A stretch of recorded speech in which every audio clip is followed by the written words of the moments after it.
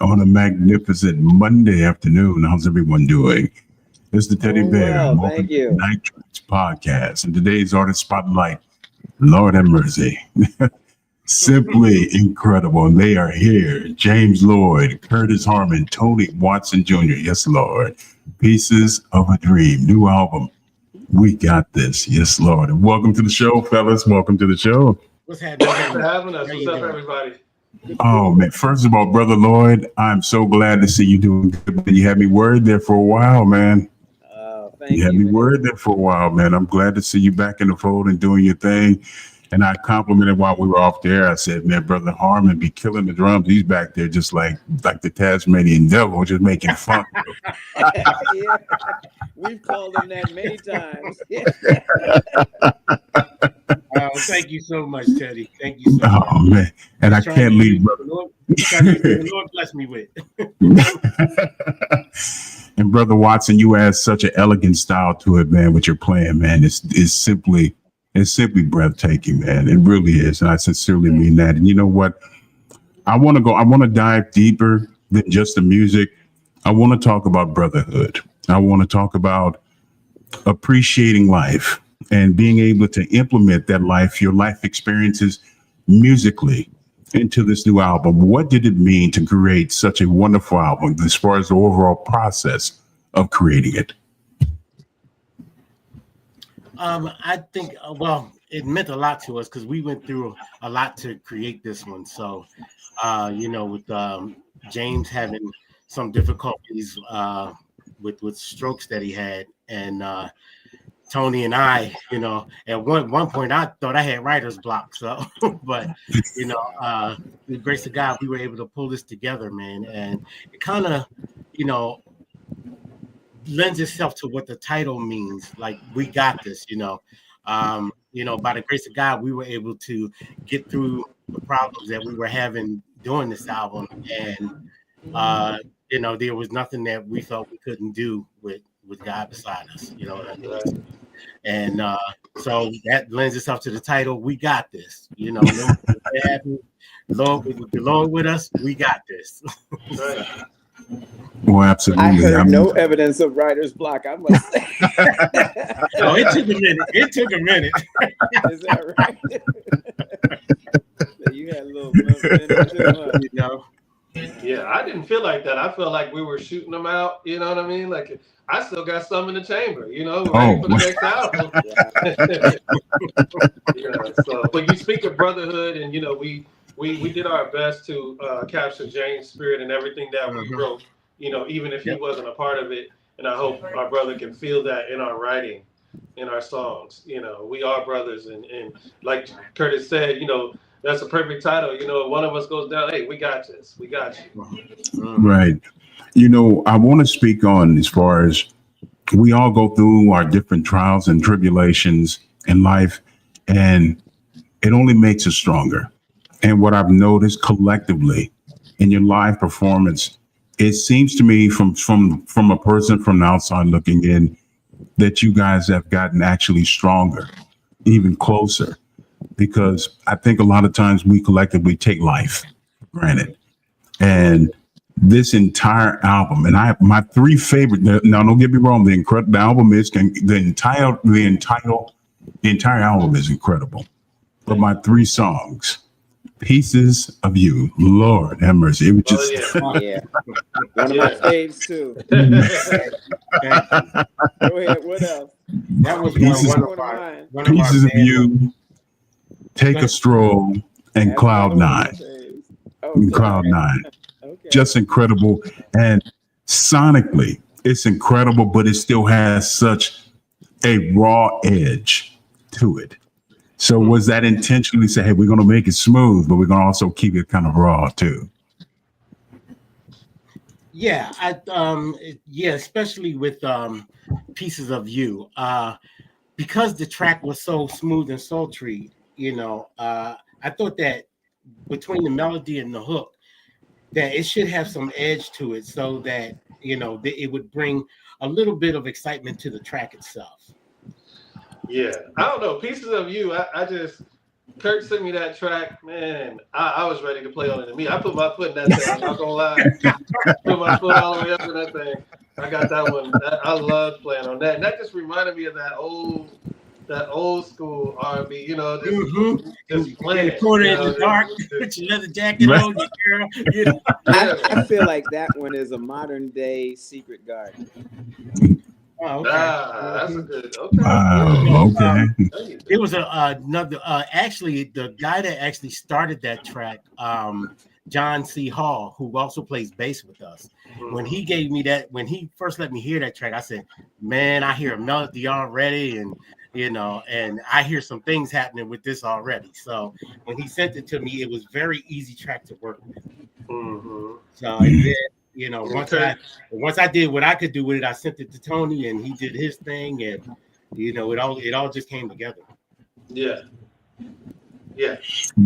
Well, the feedback has been incredible, and I wanted to ask you, because all three of you, to a certain extent, are perfectionists. I know that first day. So when you kind of look back on as far as the entire concept of the album, what do you think you left on the table? Do you think you could have added something else to give it more? Or are you completely, I don't want to use the term satisfied, but you are somewhat content on the finished item, on the finished product? I know personally. Go ahead, James. Go ahead. You first, my brother. I was going to say, personally, for me, it's just, my only, and I won't say it's something left on it. My only regret is that James wasn't able to be a part of it more than he was.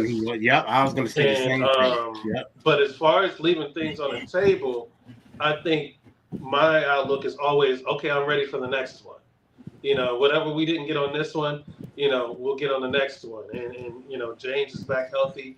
So if you think this album was killing, wait till you hear the next one. That's saying a lot, Brother Watson. The entire album is incredible. And for those who have not purchased the album yet, shame on you. You better head over to Apple and also on iTunes, Amazon, if you're feeling a little bit more adventurous, and get this album right now. And remember to get all the latest updates as far as tour information for Pieces of a Dream. Be sure to head over to www.piecesofadream.net. Brother Lloyd, I've had an opportunity to interview you individual on a one-on-one basis on 3 separate occasions. And I'm gonna tell you something, man. I've gone very fond of you and your lovely family, man. And I'm gonna tell you something. You scared me when you took ill, man. You really did. And I'm so happy and overjoyed to see you here with us and doing what you need to do, man, because you are incredible on them keyboards, man. You work magic. You really do, man. And I wanted to ask you, this whole life experience that you've gone through recently with your health, has it given you an opportunity to kind of reevaluate things from a personal aspect, not just from a personal aspect, but also musically? Absolutely. This is the second, shall I say, pivotal musical point of my life. The first was when I'd recently turned 50, and I was on a plane that was struck by lightning and forced to make an emergency landing. And it was, that was a crazy scene. And then when we did land, it felt like we just dropped out of the sky anyway, like we were shot down or something. It landed so hard.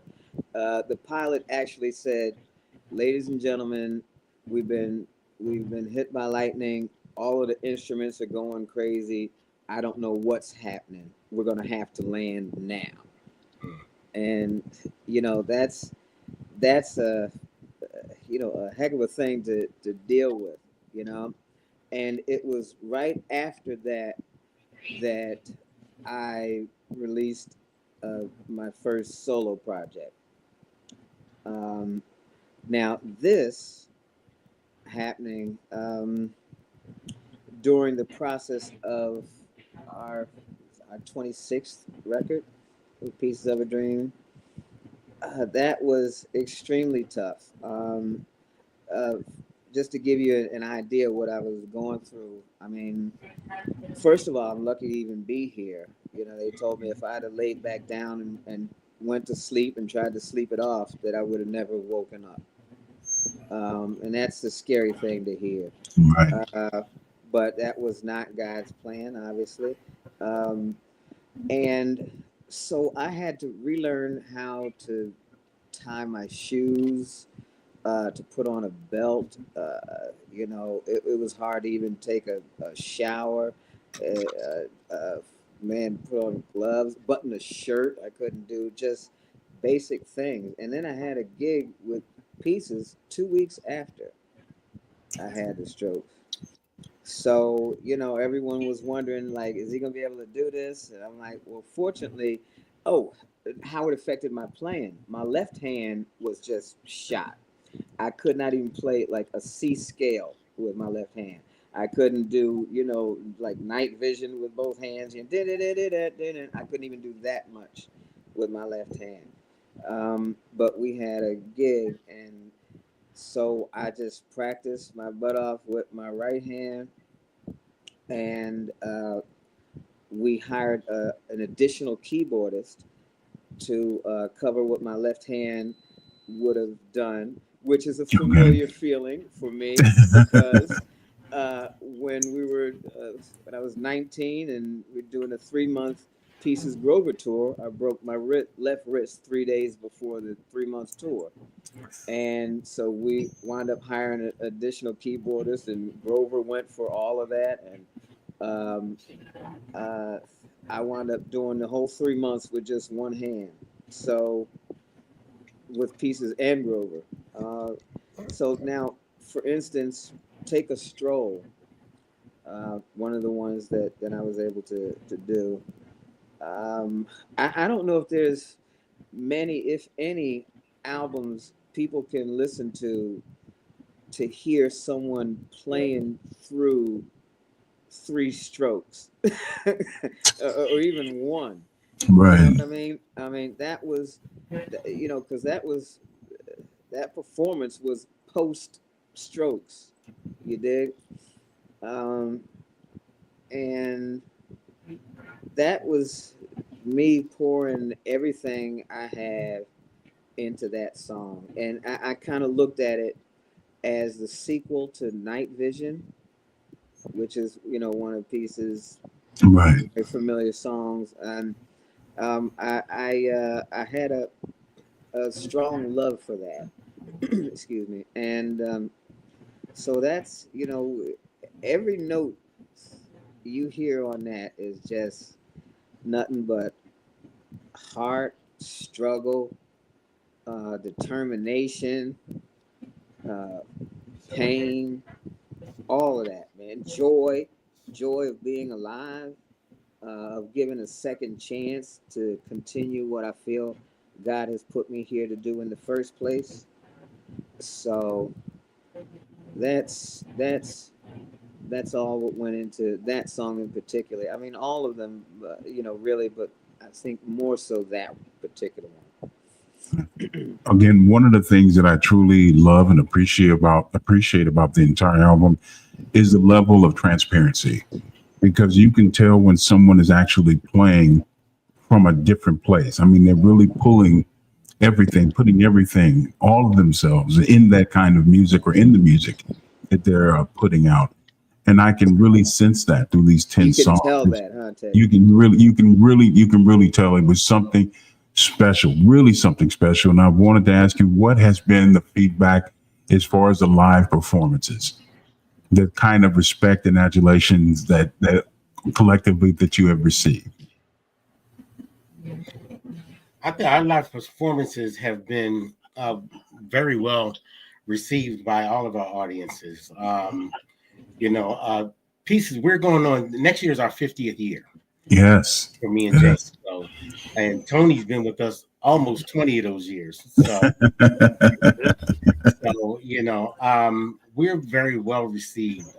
It's just, I think it's by the grace of God, we still have the energy that we have at the ages that we are.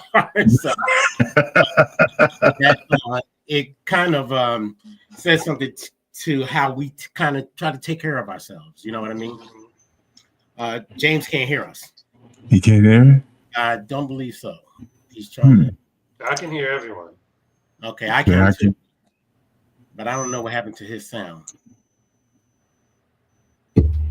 Don't worry, Brother Lloyd. We here, man. We got you.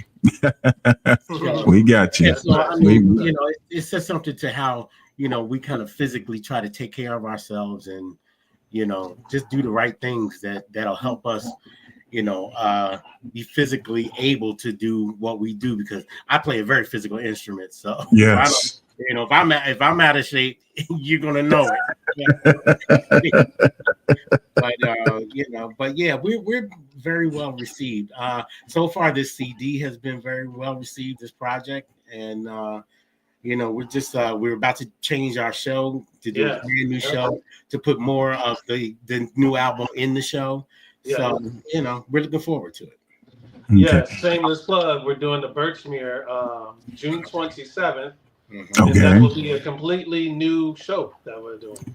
So the audience, for the first time, while they've heard the single live, they'll hear more of the album in that show. Mm-hmm. That's and wonderful. You're going to hear some of the older stuff too, you know. But we're going to try to condense some of it so that we can get enough new stuff in, enough older stuff in, and enough stuff that everybody likes. Sorry, I'm back now. I couldn't hear anybody for a couple of minutes. Yeah, we know. We figured you'd come out and come back in. I just logged out and logged back in. I was like, I hope this works. And it worked. So thank goodness I'm back. Oh, no, it's no problem, Brother Lloyd. Hey, you got to make that grand entrance, man. We all right with it. It's okay. We got you. What did I miss?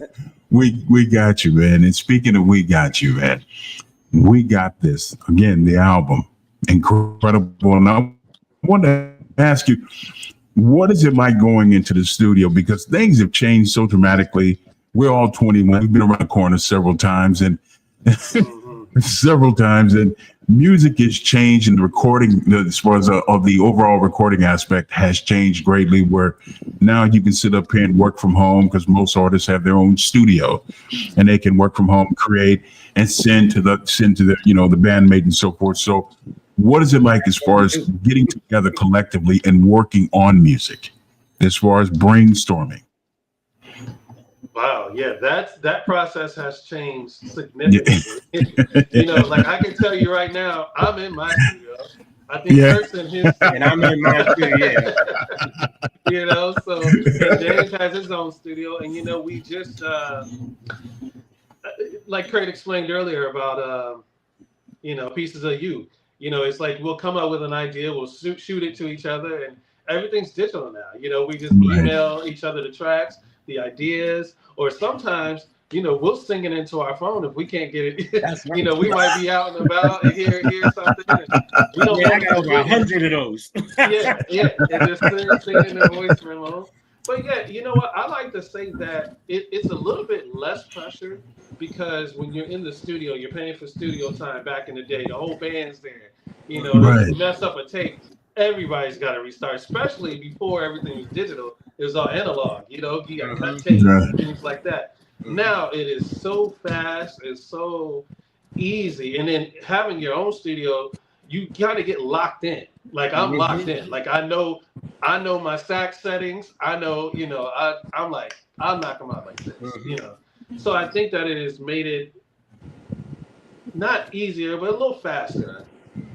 Also, I think being in your own studio and recording it yourself, you know, you're advancing yourself in the technological parts of the recording process. So, you know, you're learning we're learning new things as we go along also. But it gives you a chance, like you can just sit back and listen to the track before you come up with the next idea, you know. And so it's a process that doesn't force you to rush anything, you know. So it's a beautiful thing to be able to do it this way. You know, my son was teasing me about a couple of months ago. He said, "Dad, you're still stuck in the time warp," because I'm still much in love with analog. I don't know why. That's just the time. Nothing wrong with that. Nothing wrong with that, dude. You know, the analog, it was just something so raw. Something so raw about it. But I know we have to advance and we go along with the times. But Where do you things think have we're changed, headed to you know, as far like as musically is concerned? Because, and I wanted to ask you, and this question is directly to Curtis. And I got to ask you, because Curtis, you've always been very outspoken. You say what you mean, and you mean what you say. And this is just from my personal perspective. Do you feel that here in the States that as far as the listening audience has become somewhat jaded and spoiled, and a lack of appreciation for jazz music? Because when you go outside the United States to the United Kingdom, Japan, Germany, Switzerland, they have such a reverence for jazz music. The appreciation level is through the roof. And I wanted to ask you, actually, all of you collectively, Yeah, can you tell the difference? Well, I think everybody has their favorite certain type of music. Right. And Right. so your fans, and also their favorite artists. Right. So your fans are going to gravitate to to you, no matter whether you're here in the States, no matter whether you're in the UK, no matter whether you're in Asia, or you know what I mean. Your fans are your fans, so they're going to gravitate to you no matter where you are. I think, you know, we have a long time great fan base. So I think that our fans show up and show out for us. You know. Oh yeah. I don't see where there's a problem for us. You know. Right. And radio is playing us, so yes. You know, I can't really complain. So, you know. And you mentioned something about radio. Radio has changed so dramatically, really dramatically. Mm-hmm. And how important now, or let me redirect the question. How advantageous has it become to use social media to promote your music, promote your tours? Mm-hmm. Oh, I think that. Oh, sorry, Kurt. No, go ahead. Oh, I was going to say 2 parts for me. Back to your first question about, you know, the future of music, and speaking about how overseas, you know, it is beloved more, you know, studied more. I think that's because now in our country, it's not really focused towards the arts as much as it used to be. I think that's why you're seeing kind of a shift.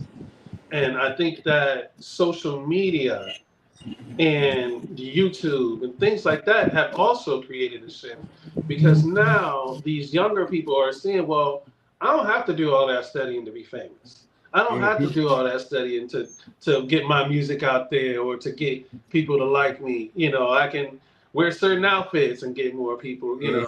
Right. You know, and I think those of us who are a little older and who are used to, you know, even promoting shows, you know, I was speaking to Curtis the other day. It's like, you know, it's great to use social media, but we're headed to Detroit Wednesday. It's like, okay, how many people in our social media group is actually from Detroit?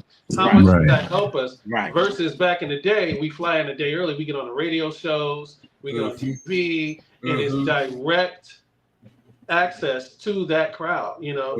And I think we have lost that. So while social media is great and you can get a bunch of fans and a bunch of friends, well, it doesn't exactly translate to ticket sales, because if those people don't live in that city, they can't buy. Exactly. You know? Right. I mean, when I said your fans are going to gravitate to where you are, those fans that are in that area. Yeah. So Right. and your turnout depends on how many of those fans are in that particular market. Right. Yeah. Without question. I must admit, I thought for a time after the music stores started shutting down, as far as Tower Records, Music Land, Sam Goody, the Warehouse, I said, wait a minute, where are we going with all this? I said, you've taken away that, because I remember a time when you had a meet and greet. You could meet your favorite artists. They would stop by Tower Records and sign autographs. It was very personable. It was a really lovely interaction. I'm going all the way back to Concerts by the Sea. Boy, am I really dating myself. Wow, man. Wow, that's a blast from the past. Man, I was so sorry to hear they flooded out. Yeah. Like that, man. They toured. Wow. That was So the that's- first place I saw Dennis Chambers. Yeah, that's how far I go back. That's the love affair that I have for music. I mean, real music. I mean, we wanted Shaken, but not spurred. Yes, Lord. That's right. Hey, that's one of my favorite songs too. Right. That's good one of our stuff. songs too. That's right. You know, that's what. But social, You know, like you said, social media has forced us to become somewhat of our own promoters, also. right. You know? Absolutely. Because promoters just don't have the or not accumulating the revenue that they need to actually, put out the flyers and all the things that they used to do. They used to do TV, they used to do a bunch of radio, and they used to do, any avenue they could to promote their shows, whether we were on them, whether another group was on them, no matter what. But because things have gotten so expensive and out of cost control, it's become up to us to help out in that aspect, to promote ourselves. James, you back? Yeah. All right. Let me just say something because it seems to only cut off when someone else is speaking. You keep fading not when I'm speaking. Yeah, go right ahead, brother. The floor is yours. So I've been missing a whole lot. First of all, I just wanted to say that, well, Kurt and I are old. So we go back to like the old school recording version. We're old enough to have Moses beeper number. Yeah, my social security number is 8. Okay, that's how old I am. But so things have changed drastically from when we were, first got into this business. Gone are the days of the need for $250 to $500 an hour, right, spent in a recording studio. Yeah. But also gone are the days of $250,000 record budget. Mm-hmm. So you have to deal with both things simultaneously. And then as Kurt was just saying, how it's shifted, whereas the artists just used to be artists. Now the artists used to have to be promoters as well, right? Which I don't think is fair, but you got to deal with what is. Sometimes it is what it ain't.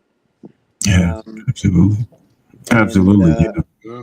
Yeah, so I think what Peace's strength is our adaptability, our willingness and ableness to change with the times and with the music.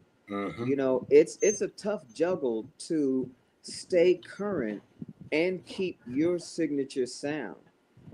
It's first of all, it's tough enough just to acquire a signature sound, and then to maintain that over years while creating new music and that's relevant of today, because what's contemporary always changes. Yeah.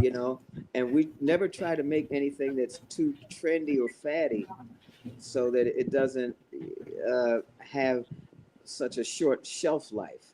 We try to make music that people can listen to 10, 15 years from now, 30, 50 years from now even. And it still sound like, okay, well, hey, I can enjoy this today, even though it doesn't sound like what is out today. Mm-hmm. Right. So that's part of what we do, a big part of what we do. Without question. It's not always easy. But that's all right. That's why the teddy bear is here, to bring music therapy back to the airwaves. And far be it for me to deprive so many wonderful listeners for tuning in and allowing the teddy bear to bring some music therapy. Going to tease you just a little bit with a slice of cheesecake, of course, from the hit album, We Got This. Pieces of a Dream with Pieces of You here on Traxx Radio. Lord have mercy.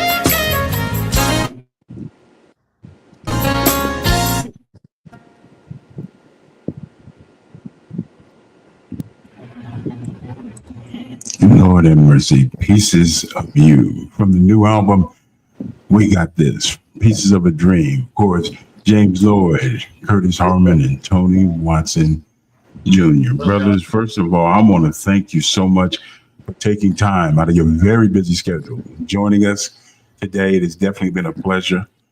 Brother Lloyd, again, man, I want to thank you for being here, man. All right. I want you to ease up, get yourself fully together, and work your magic on them keyboards. And Brother Harmon, my God, the Tasmanian devil on the percussions. Lord have mercy. Thank you, sir. Thank you, sir. Tony, you know what? I wanted to ask you before I let you guys vibe off into the subset, man. You know what? To me, it seems to me that you get a greater satisfaction producing and writing music, man. It's just a vibe that I get that you really feel right at home in the studio as far as the whole creative process, man. I really get that vibe from you, man. Well, I think we're very comfortable. Well, James and I have been doing this for over 50 years, so right. By now with it, that we're never going to be. But it,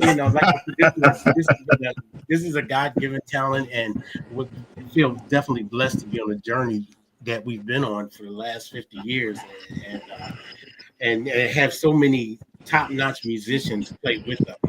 I got to give props to the rest of our group too, because they really show up and show out, and they look like they enjoy themselves just as much as we do.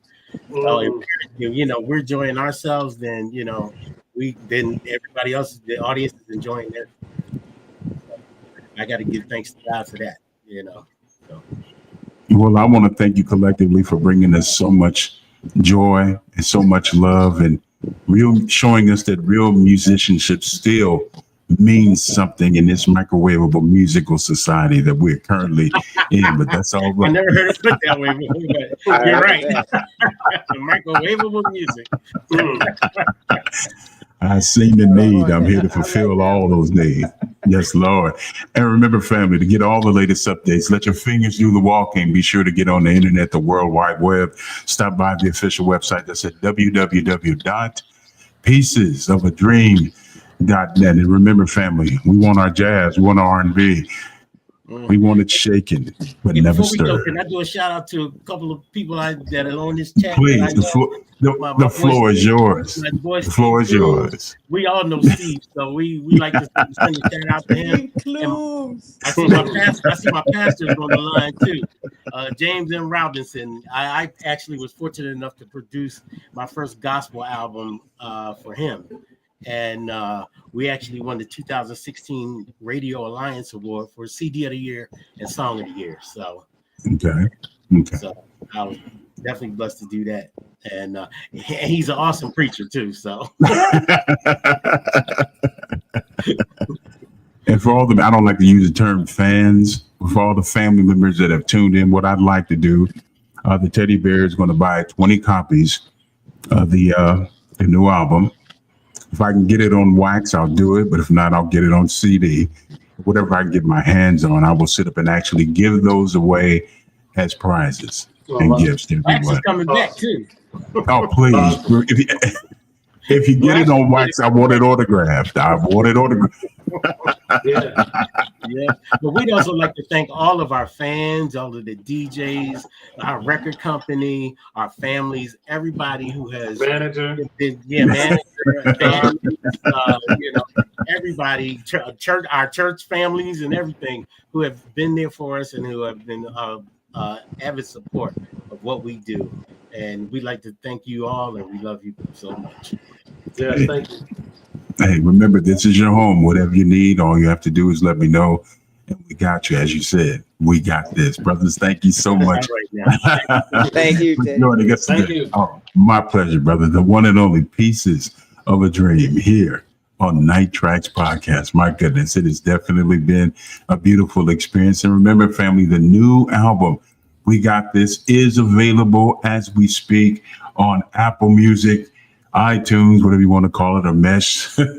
On that, if you're feeling even a little bit more adventurous, you can always head over to Amazon.com. And again, once again, to get all the latest updates, be sure to stop by Pieces of a Dream official website. That's at www.piecesofadream.net. And for those who missed the interview, shame on you, but the teddy bear does forgive you. You can see the interview in its entirety. Be sure to subscribe to our YouTube channel. That's at YouTube, of course, .com/Night Traxx Podcast. And if you want to hear some just audio, we prefer the visual, but audio is cool too. Yes, it is. You can also listen to the interview on iHeartRadio, same title. That's at Night Traxx Podcast, as well as Apple Music, Spotify, Deezer. We're there if you need us. Hey, all you got to do is let us know. And remember to get all the latest updates. Be sure to catch up with us on Instagram. That's at Instagram.com/Night Traxx Radio, and also the same head for, well, I said, yeah, we got so many social media websites. I'm stuck in the past. Lord have mercy. We're also on TikTok. That's at TikTok, of course. That's at Night Traxx Radio. And of course, on Facebook at Facebook.com/Night Traxx Podcast. It's definitely been a beautiful experience. Remember, family, be sure to purchase the new album. We got this. On behalf of the Teddy Bear and Night Traxx Podcast, it's definitely been a beautiful experience. And without you, there's no Mr. Radio Extraordinaire, the one and only Teddy Bear. Until next time, keep it soulful here on Night Traxx Radio. And my man here in the background, the architect of rock and roll. Yes, Lord, the Georgia Peach, Little Richard. Stay blessed. I'm out.